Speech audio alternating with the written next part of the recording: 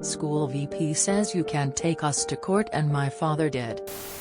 This incident took place in India. In the early 90s.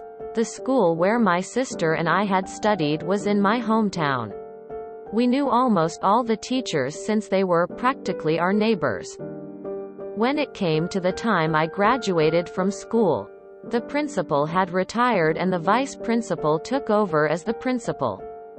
The vice principal was also from the same town and for some unknown reason had some sort of grudge against my father. In local gatherings etc. he would always try to belittle my father at all chances he could get.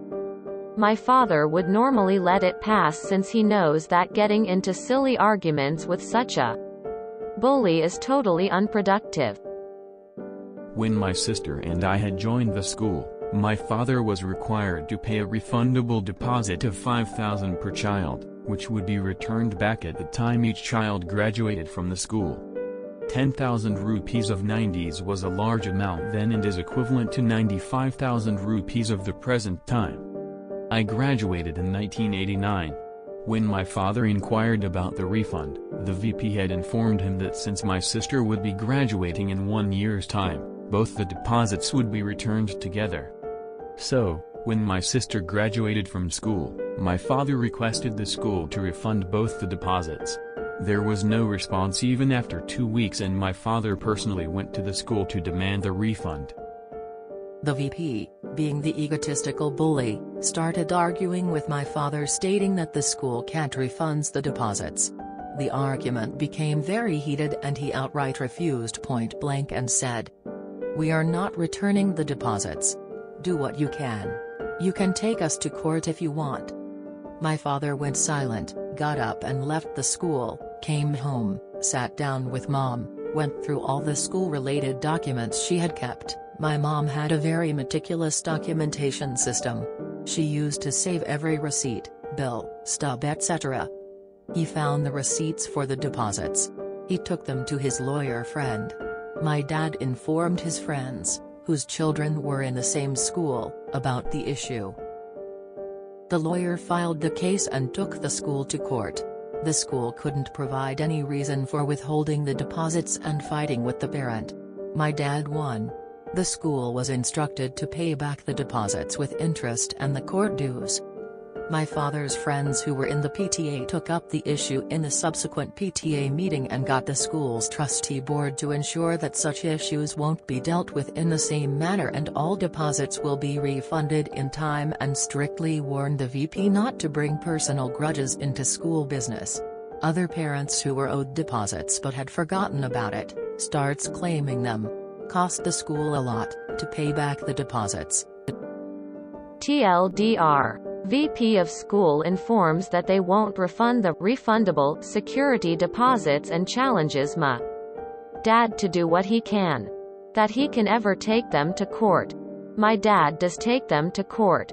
Wins the dues with interest. VP gets reprimanded by the trustee board and PTA. Other parents start claiming the deposits too. And how soon after this was the vice principal fired? 10,000 rupees of 90s was a large amount then and is equivalent to 95,000 rupees of the present time. Holy cow! That's some pretty steep inflation. For those focusing on the Indian rupees to US dollar exchange rate and coming up with about $1,300 and thinking that's not much, let's realign the thinking. A loaf of bread in the US is about $2.50. A loaf of bread in India is about 31 rupees. So, 95,000 rupees will buy about 3,064 loaves of bread.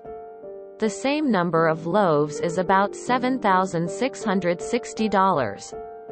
So, while the straight exchange rate comes in at $1,300, the actual purchasing power is nearly 6 times that. So, 7.5 grand is worth spending a little time to A. Get the money back and B. Stick it to a bully.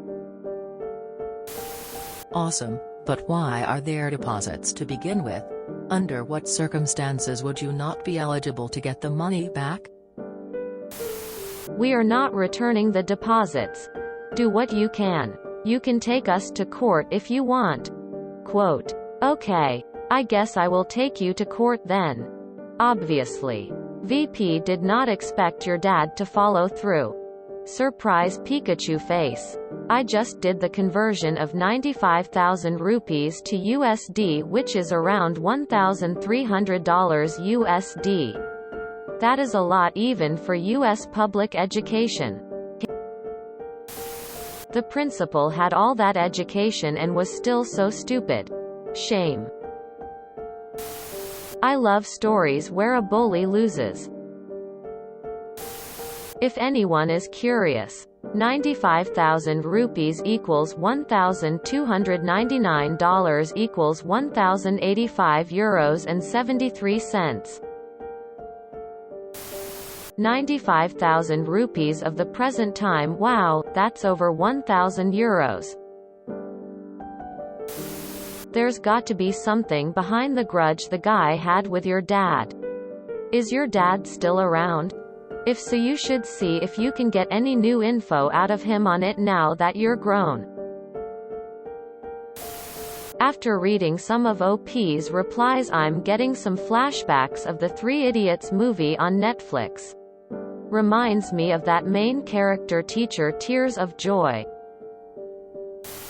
I'm amazed the VP didn't lose his job. I'm also amazed that the PTA there actually did some good for the parents. I guess I'm just jaded.